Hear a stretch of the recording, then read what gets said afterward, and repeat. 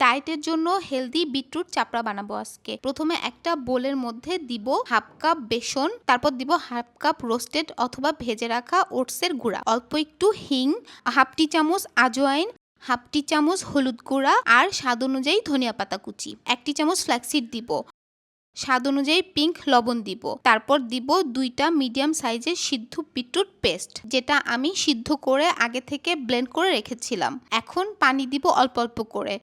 মিক্সচারটা না বেশি পাতলা হবে না বেশি গাঢ় হবে। মিক্সচারটা রেডি হয়ে গেছে। এখন একটা ফ্রাই প্যান নিব। ফ্রাই প্যানটা গরম হয়ে গেলে অল্প একটু অলিভ অয়েল দিব। দেন রেডি করা মিক্সচারটা সুন্দর করে ছড়িয়ে দিব। তারপর দিব অল্প একটু পেঁয়াজ কুচি, অল্প একটু কাঁচামরিচ কুচি আর অল্প একটু ধনিয়া পাতা কুচি। এখন 2 থেকে 3 মিনিটের জন্য মিডিয়াম আঁচে ঢেকে দিব। তারপর উল্টিয়ে আবার 2 থেকে 3 মিনিটের জন্য ঢেকে দিব। তারপর নামিয়ে সার্ভ করব।